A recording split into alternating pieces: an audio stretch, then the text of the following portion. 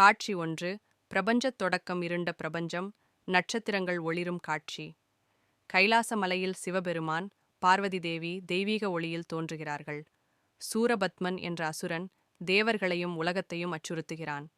தேவர்கள் அனைவரும் சிவபெருமானிடம் சரணடைந்து காப்பாற்ற வேண்டி பிரார்த்தனை செய்கிறார்கள்.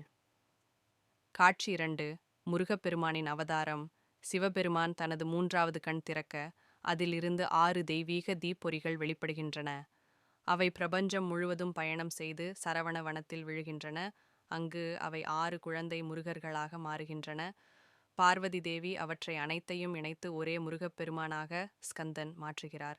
வானுலக இசை, தெய்வீக ஒளி, தேவர்கள் மகிழ்ச்சி. காட்சி 3. வேல் தோற்றம். பார்வதி தேவி தனது தெய்வீக சக்தியிலிருந்து புனித வேல் உருவாக்குகிறார். அந்த வேலை அன்போடும் வீரத்தோடும் முருகப்பெருமானிடம் வழங்குகிறார். வேல் பொன்னிற ஒளியுடன் ஞானம், தைரியம், அநீதிக்கு எதிரான சக்தி ஆகியவற்றின் சின்னமாக ஒளிர்கிறது. காட்சி 4. சூரபத்மனுடன் போர் மயில் வாகனத்தில் முருகப்பெருமான் வேலை உயர்த்தி போருக்கு புறப்படுகிறார். மாபெரும் யுத்தம், அசுர சேனைகள் வீழ்கின்றன. வேல் சூரபத்மனை தாக்க அவன் மாமரமாகவும் மயிலாகவும் பிளக்கப்படுகிறான். முருகன் அவனை மன்னித்து தனது வாகனமாக ஏற்றுக்கொள்கிறார். நன்மை தீமையை வென்ற தருணம். காட்சி 5. தைப்பூச திருநாள் பூமிக்கு காட்சி மாறுகிறது. தை மாதம் பௌர்ணமி நாள் பூசம் நட்சத்திரம் முழு சந்திரனுடன் இணைகிறது. இந்த நாளே முருகனின் வேல் சக்தி உலகுக்கு அருள் புரியும் மிக புனித நாள், தைப்பூசம். காட்சி 6. பக்தர்களின் விரதமும் நம்பிக்கையும். பக்தர்கள் அதிகாலையில் எழுந்து விரதம் இருந்து ஓம் சரவணபவு என்று ஜெபிக்கிறார்கள். பால்குடம், காவடி, பூ, மஞ்சள், விபூதி அனைத்தையும் தயாரிக்கிறார்கள்.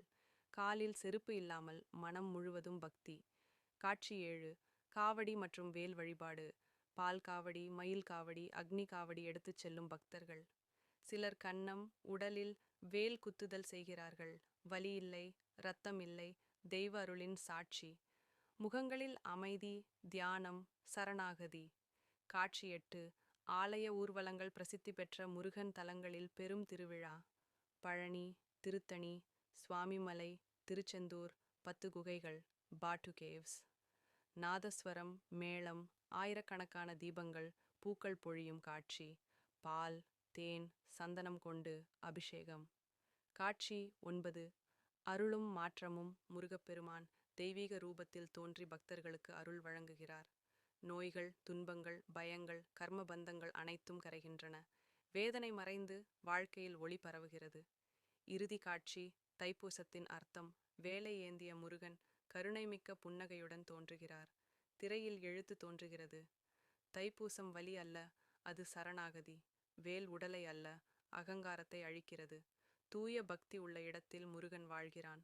பின்னணியில் மெதுவாக ஒலிக்கும் ஜபம். ஓம் சரவணபவ, ஓம் சரவணபவ.